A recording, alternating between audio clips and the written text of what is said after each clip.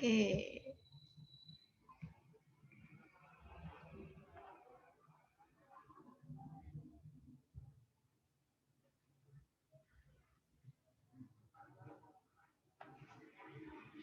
Ada logam Mg.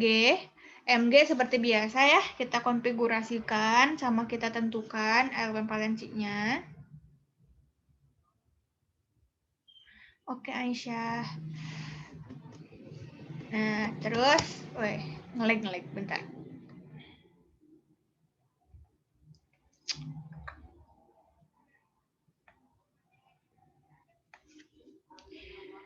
Ya, udah muncul ya slide-nya?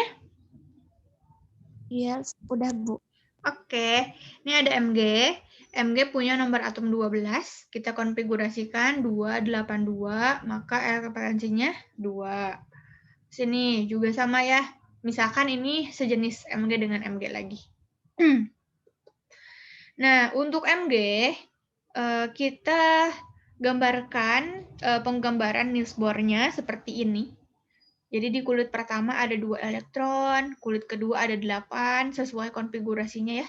Kulit ketiga ada 2. Berarti di sini elektron valensinya yang di kulit akhir ini yang 2. Nah, gimana gitu ya? Ketika Mg berikatan logam dengan Mg lagi, oke, bisa dilihat di animasi ini. Ini adalah satu atom Mg, ya, ada di kursor ibu. Ini di kulit pertama ada 2 elektron, kulit kedua ada 8. Nah, di kulit ketiganya dia lepaskan si elektron valensi yang 2 tadi, dia lepaskan. Terus ini Mg yang lain gitu ya. Ini ada 6 Mg, berarti semuanya sama-sama melepaskan 2 elektron valensi. Bisa dilihat di sini elektron valensinya bergerak bebas ya. Sehingga dia disebut awan elektron gitu. Dia mengelilingi satu inti gitu ya, satu inti dengan satu inti lainnya, inti atom Mg. Nah, kalau misalkan digambarkan nanti bakal seperti ini. Jadi gara-gara si Mg-nya sudah melepas 2 elektron, pasti dia jadi ion logam yang bermuatan positif.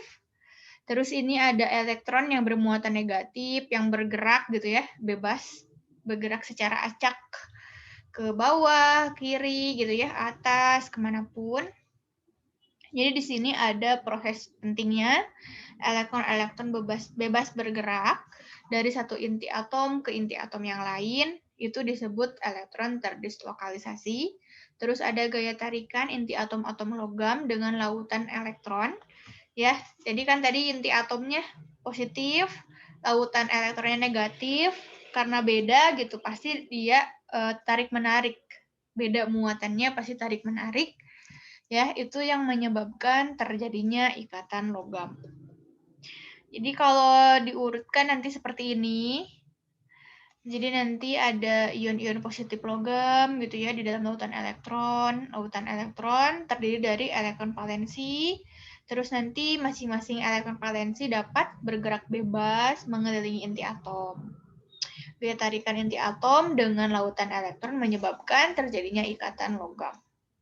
Nah, untuk sifat ikatan logam ini ada 2 ya. Yang pertama, penghantar listrik dan kalor yang baik. Ini prinsipnya karena elektronnya tersebar merata gitu ya, dan dapat bergerak bebas, maka listrik dan kalor itu panas gitu ya, bisa mudah gitu masuk ke senyawa tersebut. Terus yang kedua, mudah dibentuk. Ini kan makanya banyak aplikasi di kehidupan nyata gitu ya. Salah satu alasannya karena logam ini mudah dibentuk. Ya, jadi peralatan dapur, jadi perhiasan, jadi baju perang, alat perang banyak gitu ya, maka mudah dibentuk. Kenapa bisa mudah dibentuk? Ini ada gambarannya. Ini kan tadi ya, dia terdiri dari ion positif, terus ada elektron yang mengelilinginya. Nah, ketika kita geser, nih force kita geser, nanti yang kosong sini bakal diisi langsung gitu. Diisi langsung lagi sama ion positif, sama elektron. Jadi selalu teratur. Kalau ada bagian yang kosong dia menyesuaikan. Jadi mudah dibentuk. tidak pecah gitu si senyawanya. Gitu. Jadi kesimpulannya ikatan logam adalah ikatan antara atom logam dengan atom logam lagi. Terus ada gaya tarikan inti atom logam dengan lautan elektron akan mengakibatkan terjadinya ikatan logam. Oke, sampai sini ada yang mau ditanyain nggak?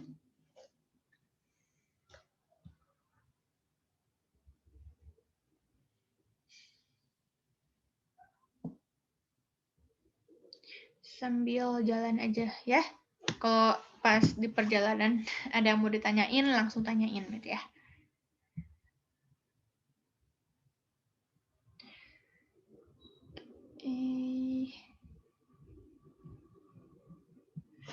Jadi ini ya, ikatan kimia itu lumayan banyak banget ya. Mulai dari jenisnya juga banyak, terus sampai ke ternyata mempengaruhi ke bentuk molekul. Terus sekarang kita belajar lagi tentang gayanya. Gaya antar molekul gitu ya, dan kaitannya dengan sifat fisik senyawa. Oke. Ini ya.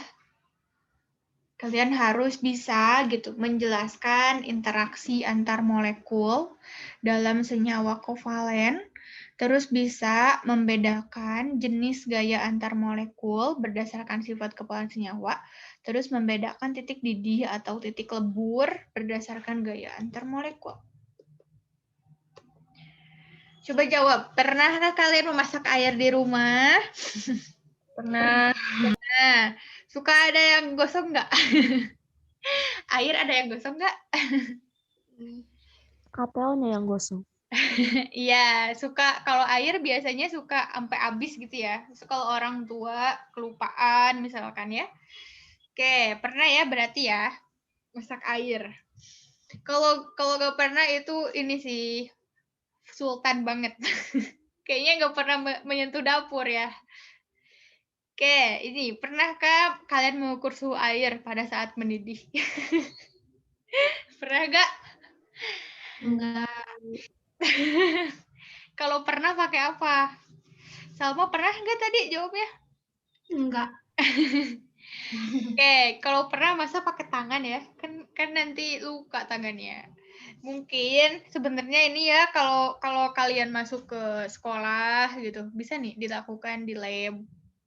Ya, cuman sayangnya ini kita daring kan ya. Jadi kita nggak bisa melakukan percobaan-percobaannya.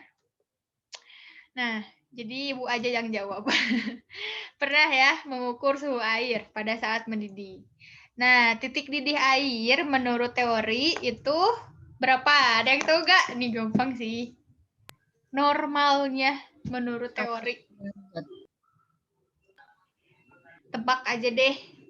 Berapa coba? Titik didih air. 37,5. Oh, oke.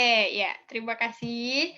Jadi memang titik didih air itu tergantung dengan bentar tadi siapa yang jawab? Yuk, tadi siapa yang jawab? Salma. Oke, Salma, terima kasih jawabannya. Jadi titik didih air itu memang tergantung tekanan udara tiap daerah. Jadi tiap daerah itu pasti beda-beda, tapi ada yang dianggap secara umum ya, secara umum pada tekanan 1 atmosfer titik didih air itu 100 derajat Celcius. Tinggi ya, jadi tapi memang kadang ada yang rendah gitu, tergantung tekanan di daerahnya. Nah, apakah titik didih air dengan titik didih yang lain sama nggak? Misalnya air sama apa ya, sama alkohol. Beda. Beda ya. Nah, iya. Nih ya, nih kalau air biasanya 100, alkohol 73,8. Jadi meskipun sama-sama zat cair, terus kan kalau alkohol nggak berwarna ya, tidak berwarna, air juga tidak berwarna, ternyata titik didihnya beda loh.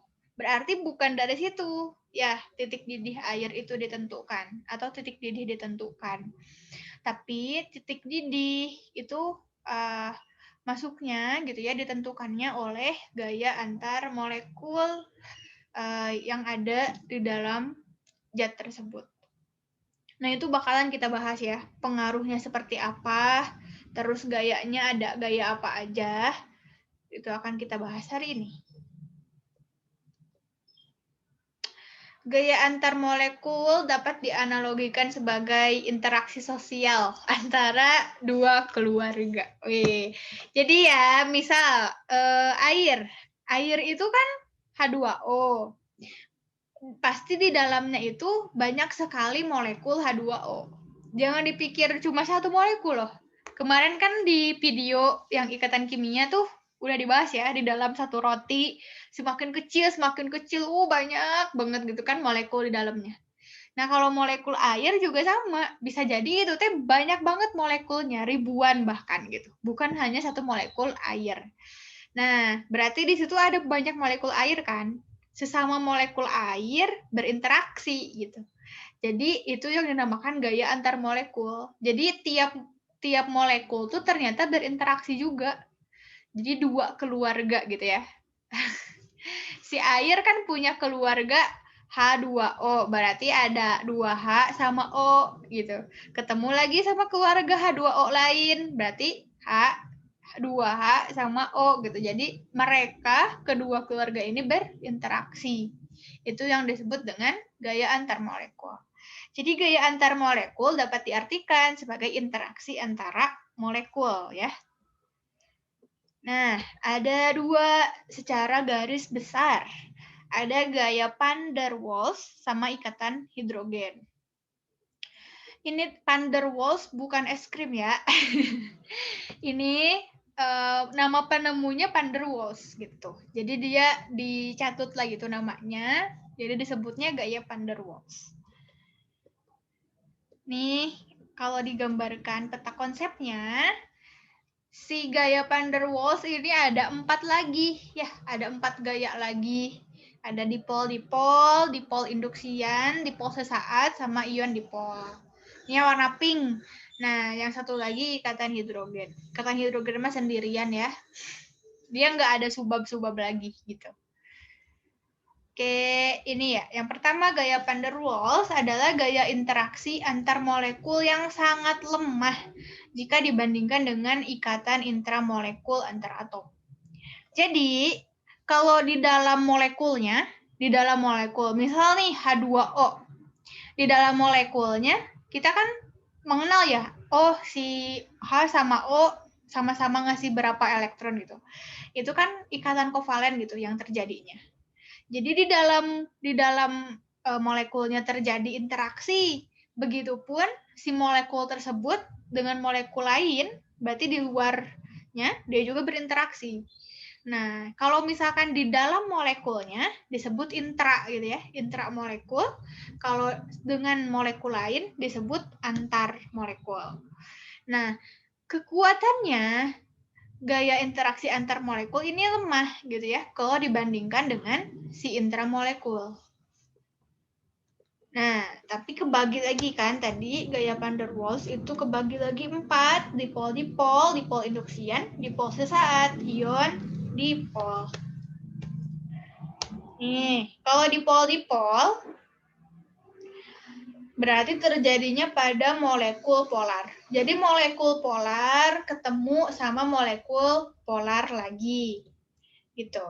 Terus kekuatannya semakin besar momen dipol atau perbedaan keelektronegatifannya, maka akan semakin kuat gayanya.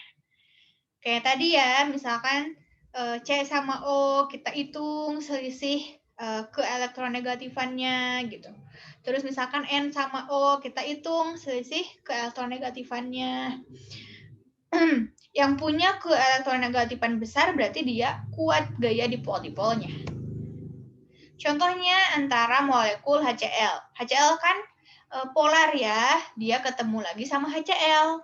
Nah, nanti interaksinya kayak gini. Bisa kalian lihat nih. Jadi, kan ini udah jadi kutub positif nih yang HCl udah jadi kutub negatif. Ini pun sama Jadi yang kutub negatif itu akan berinteraksi dengan kutub positif. Jadi prinsipnya kalau yang bermuatan tuh pasti tarik-menarik, kalau yang bermuatan sama. Kalau bermuatan beda pasti tarik-menarik, kalau bermuatan sama tolak-menolak. Karena ini bermuatannya beda, ya negatif ketemu sama positif, dia pasti tarik-menarik. Ini juga nanti pasti berinteraksi, gitu ya. Jadi yang berbeda muatan interaksinya tuh. Kalau gaya default induksian terjadi bila polar ketemu sama molekul non-polar gitu. Tadi mah polar-polar, jadi dipol.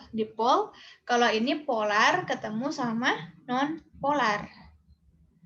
Nah, kekuatan interaksi ini dipengaruhi oleh keterpolaran atom atau molekul. Jadi kalau ditanya kekuatannya itu kayak gimana, jadi semakin kuat kalau dia itu semakin polar, lagi-lagi ya. Atau keterpolaran, semakin kuat keterpolarannya. Jadi keterpolaran itu kemudahan terganggunya distribusi elektron dalam suatu atom atau molekul. Semakin banyak jumlah elektron dan semakin menyebar awan elektron dalam atom atau molekul, maka akan semakin besar. Jadi kalau di sini kuncinya, semakin banyak elektron di atom tersebut, dia semakin kuat gaya dipol induksiannya. Nih ya, bisa kita lihat H2O atau dengan Cl2. H2O, dia kan molekul polar. Dia ketemu non-polar yang Cl2. Cl2 kan asalnya tidak berkutub ya, namanya juga non-polar, gak ada kutub-kutuban. Terus ini H2O berkutub memang, karena dia polar. Ada yang positif H, ada yang negatif ini O. Nah, ketika didekatkan, si Cl yang tadinya tidak berkutub, jadi berkutub. Nih, jadi elektron-elektronnya pindah ke sini.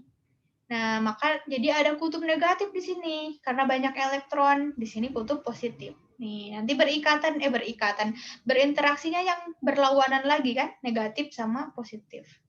Gitu ya, ini berarti polar ketemu sama non-polar. Makanya ini disebut terinduksi gitu ya, si polarnya. Nah, kekuatannya dipengaruhi oleh banyaknya awan elektron dalam atom atau molekul.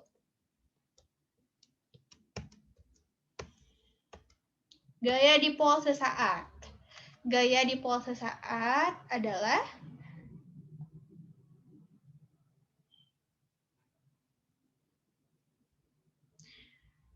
Oke, sebentar. Coba diaktifkan kameranya, udah semua belum?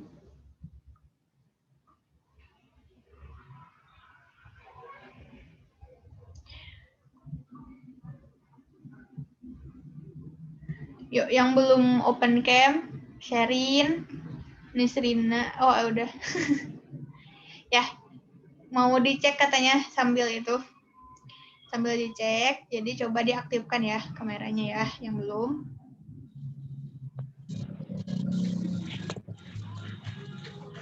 Rona, Yoron.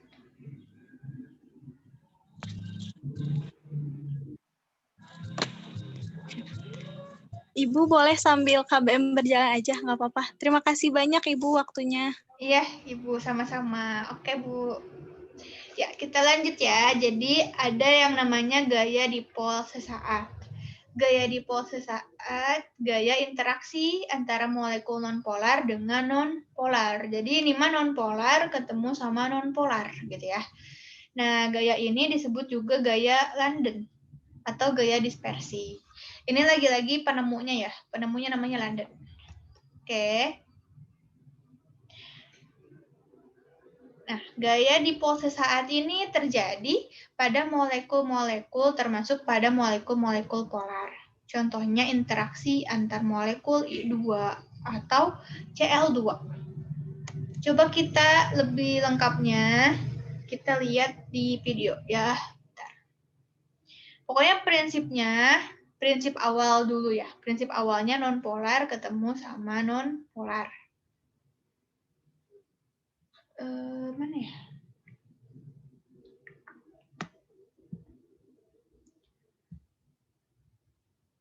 Oke, sebentar ya.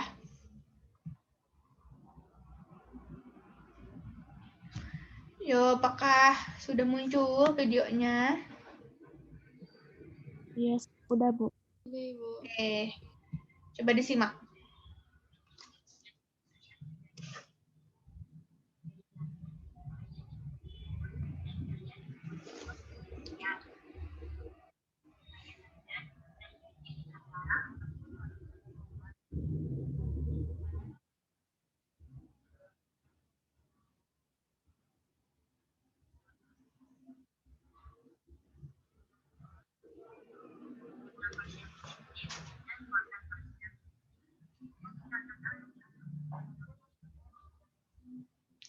Jadi tadi ya, karena ada pergerakan elektron itu kan selalu bergerak.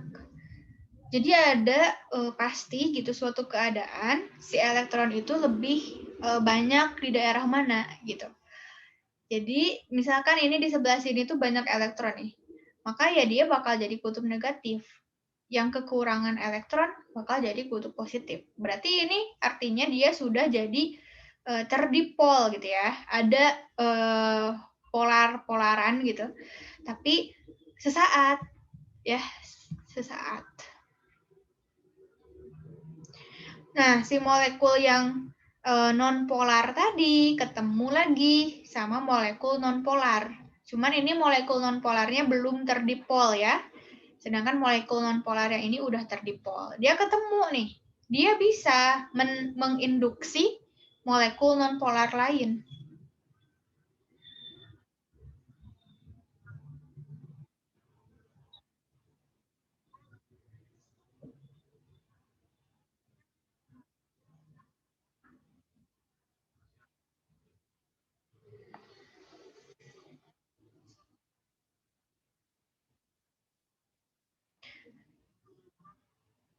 Nah, jadi dia bisa menginduksi, terus ya jadinya berinteraksi.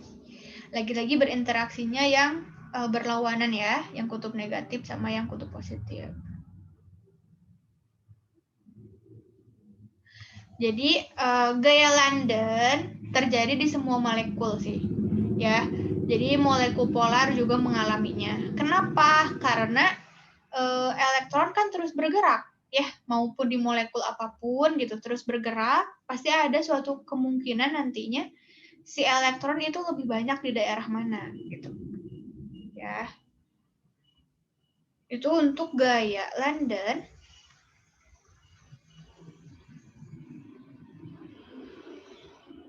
Kita balik lagi ke slide sebentar.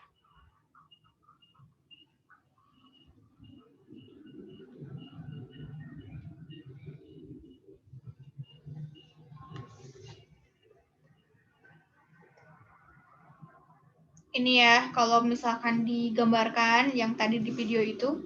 Jadi ini sudah berkutub gitu ya, molekul A, dia bisa menginduksi molekul B, jadi berkutub juga, terus jadi berinteraksi kayak gini. Dan ini sesaat, jadinya mudah pindah-pindah gitu. Ini sesaat terjadinya dia pindah lagi ke molekul lain gitu. Jadi molekul lain yang bakal mengalami hal itu gitu. Sesaat namanya juga. Nah, ada yang namanya gaya ion dipol. Gaya yang terjadi antara suatu ion, ionnya tuh bisa kation atau anion. Kation tuh ion positif ya, anion ion negatif dengan suatu molekul polar. Jadi contohnya NaCl dalam air. Air kan polar, NaCl bisa terionisasi ya, molekul ion gitu ya dia. Nih, jadi si anion nantinya akan berinteraksi sama kutub positif. Si kation akan berinteraksi dengan kutub negatif. Jadi ya prinsip interaksi ini berlawanan gitu ya, muatannya beda. Ini contohnya NaCl. NaCl kan nanti terbentuk seperti ini ya. kisi kristal gitu namanya. Nanti dia terionisasi jadi Na+ sama Cl-. Terus ini ada H2O. Ini tuh beda-beda warna ya, tapi sama kok. Ini H itu yang warna biru nih. Yang warna biru yang kecil ini H, atom H. Yang warna putih yang warna putih ini hidrogen yang ada 2 nih di ujung-ujung. Ini yang warna ungu juga hidrogen. Nah, yang warna biru oksigen. Ibu tadi ngomong apa sih? Jadi yang warna biru itu oksigen. Ya. Ini warna biru semua yang bulatan besar. Ini oksigen. Terus ini yang bulatan kecil, yang warna putih hidrogen. Ya, ini yang warna ungu juga hidrogen. Bisa dilihat kan H-nya ada 2, O-nya ada 1. Gitu. Bentuknya V. Nah, si hidrogen kan muatannya positif ya.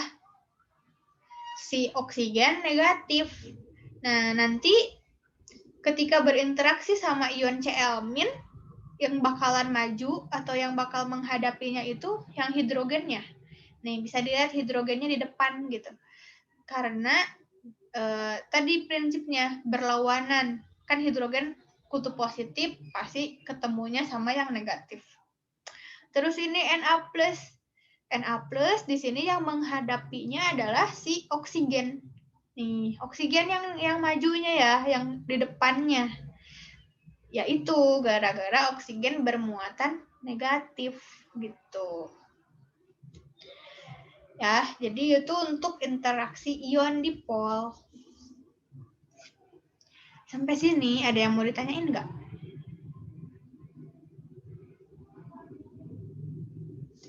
Oke, Sherin.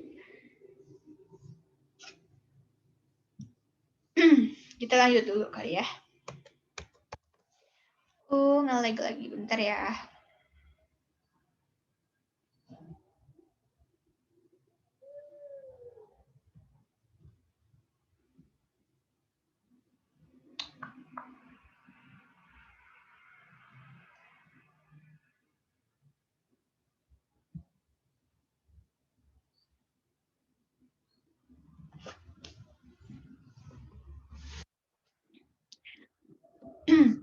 Adapun kekuatan gaya ion dipol ini yang pertama gitu ya, bergantung pada muatan dan ukuran ion dan pada besarnya momen dipol atau tingkat kepolaran dan ukuran molekul.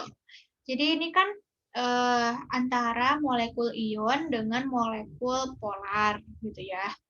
Nah, kalau di ionnya dia dipengaruhi oleh muatan dan ukuran. Jadi kalau muatannya besar, ukurannya besar, gitu, pasti gayanya lebih besar. Terus kalau di molekul polarnya dipengaruhi oleh tadi perbedaan keelektronegatifan sama ukuran molekulnya. Ya, jadi misal ionnya T besar, ukurannya, muatannya juga besar, plus 3, muatannya besar lah pokoknya. Terus nanti si molekul polarnya juga polar banget, jadi perbedaan keelektronegatifnya besar, ukuran molekulnya juga besar, berarti nanti gayanya besar juga, kekuatannya besar. Nah, untuk muatan yang sama, maka kation akan berinteraksi lebih kuat daripada anion. Jadi kalau misalkan kation sama anion, kayak tadi NaCl, ya kan muatannya sama. Muatannya +1 sama -1 gitu ya. Nah, kation itu lebih kuat interaksinya daripada anion. Gitu.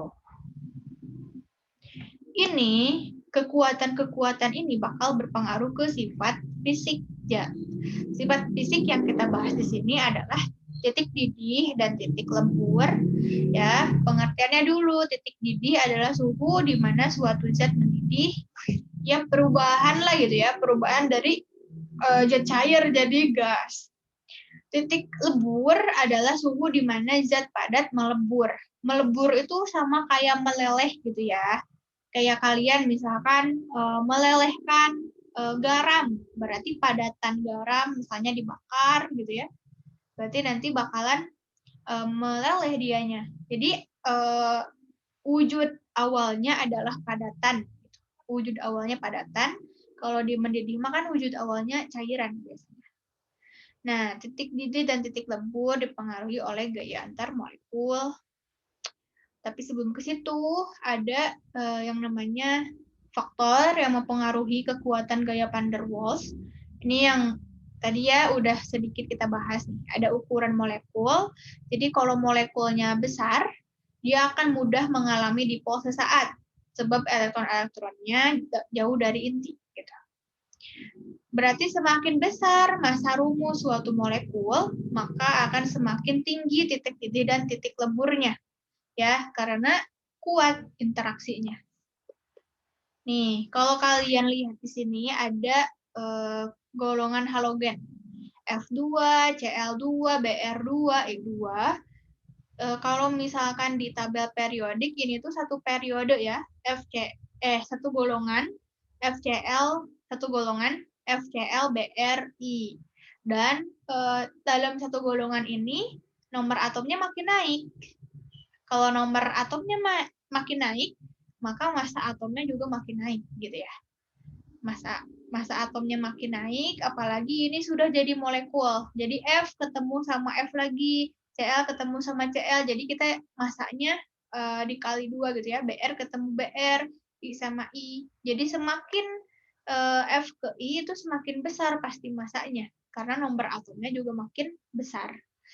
Nah, semakin besar massa, ternyata makin besar juga titik didih atau titik leburnya. Ya, nih F85, Cl238, pokoknya I yang paling besar gitu, karena massanya itu sangat besar. Ya, lebih besar di antara FCl, Br. Yang kedua, yang mempengaruhi adalah bentuk molekul. Molekul yang punya bentuknya sederhana, maka titik didih dan titik leburnya lebih tinggi daripada molekul yang memiliki bentuk rumit.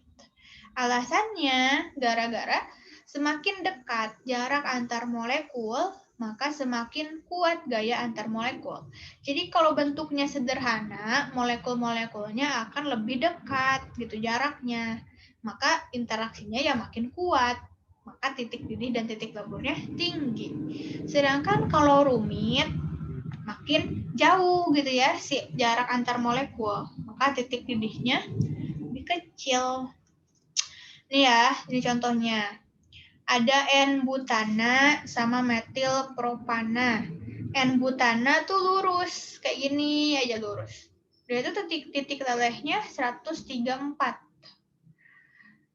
Diubah dikit. Jadi metil propana. Susunannya seperti ini. Ya, nggak lurus lagi gitu, bentuknya kayak gini.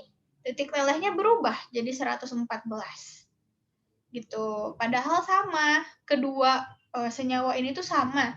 Jumlah atom C-nya tuh ada 4, jumlah H-nya juga sama. Ya, cuman beda posisi aja padahal gitu. Tapi itu mempengaruhi titik leleh. Gara-gara tadi kalau N-butana itu lebih sederhana, jadi lurus gitu. Kalau metil propana tuh lebih rumit susunan atau bentuk molekulnya.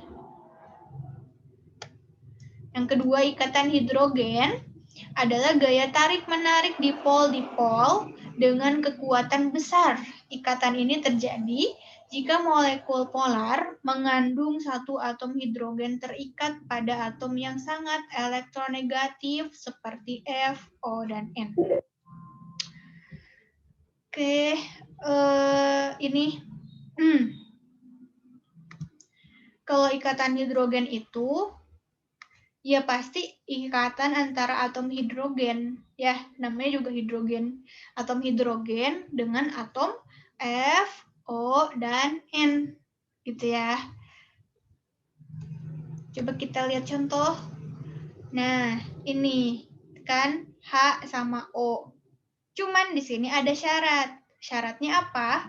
Si atom H itu ya terikat juga dengan O di dalam molekulnya. Ya, di dalam molekul ini H2O, H terikat sama O, ya kan? Nah, nanti O bisa berikatan dengan H lain. Jadinya nggak bisa kalau misalkan si H di molekulnya nggak berikatan sama O. Gitu. Ini ada yang lain nih. H dengan N. Nih, H dengan N. Tapi di dalam molekulnya ada ikatan NH-nya. Gitu. Ya, ini juga H dengan N. Tapi di dalam molekulnya ada N dengan H-nya. Jadi bersyarat gitu ya dia tuh. Nih, ada lagi H dengan F. Nih, H bisa menarik atau bisa berinteraksi dengan F di molekul lain, tapi di dalam dirinya ada ikatannya gitu. Ada ikatan dia dengan F. Oke, ini untuk ikatan hidrogen. Nah, sama sih, lagi-lagi bakal berpengaruh ke titik didih ataupun titik leleh. Sebentar ya, ini lowbat.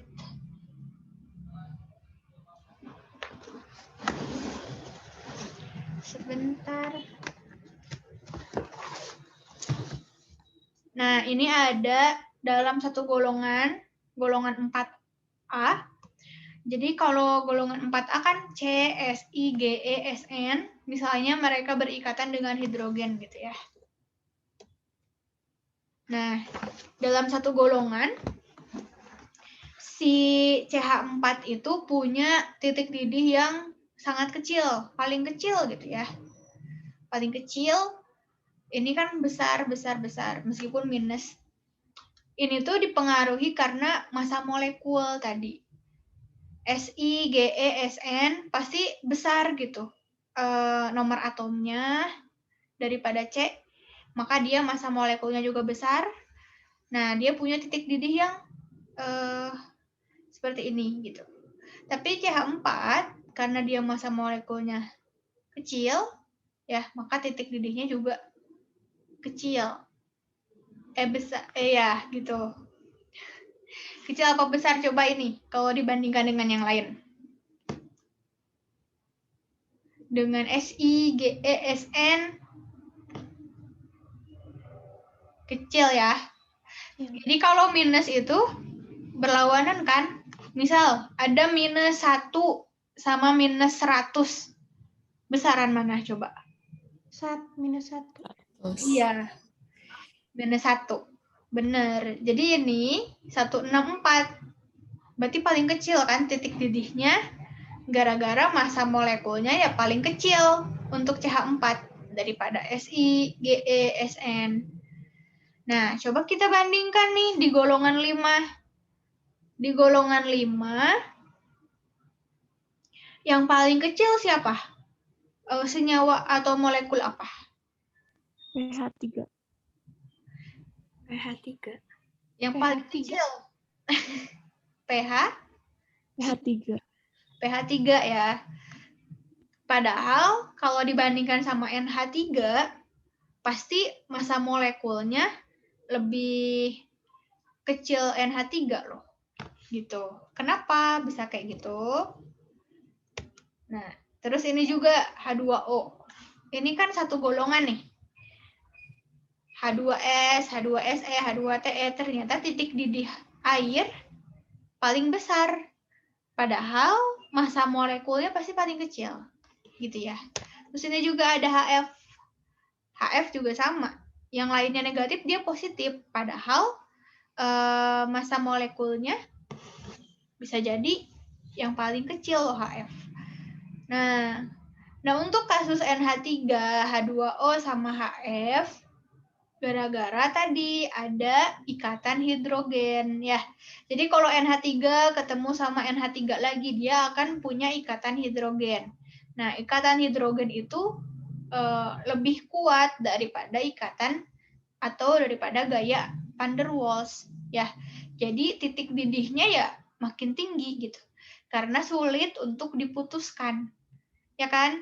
Kan titik didih itu cair diubah jadi gas. Artinya semua molekulnya diputuskan dulu gitu. Nah, itu tuh susah gitu. Jadi untuk ikatan hidrogen dia punya titik didih yang besar. ya, NH3, A2O, HF. Nah, tingginya titik didih pada molekul terjadi ikatan hidrogen yang lebih berpengaruh. Oke. Sampai sini ada yang mau ditanyain nggak? Tentang gaya-gaya antar molekul.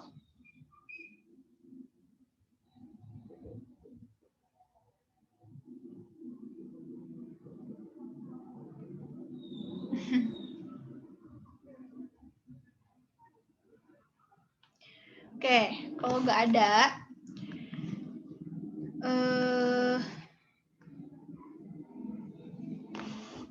ini ya, di minggu depan kita bakal ulangan harian. Cuman materinya dari ikatan kimia yang awal, ya. Jadi 2 kali gitu, ulangannya 2 pertemuan. Yang pertama tentang ikatan kimia, semua sampai kepolaran senyawa. Yang keduanya tentang bentuk molekul. Bentuk molekul nanti bersatunya sama interaksi, gaya antar molekul yang tadi. Ya, biar tidak terlalu bertumpuk. Jadi kalau minggu depan, bukan minggu depan sih, maksudnya nanti kalau kita ketemu lagi ulangan harian gitu ya. Karena tentang ikatan kimia itu mah nggak ada hubungannya sama tugas, berarti nggak apa-apa ya tugasnya nggak dibahas dulu. Nanti pembahasan tugasnya berarti nanti diomongin lagi lah sebelum ulangan harian yang bentuk molekul. Begitu. Jadi tolong disiapkan ya. Ya, ada yang mau ditanyakan nggak?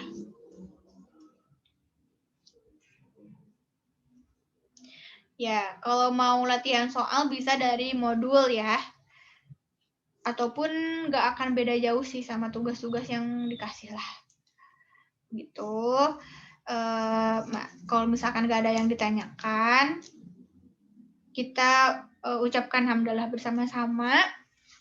Alhamdulillahirrabbilalamin. Terima kasih untuk kehadirannya ya.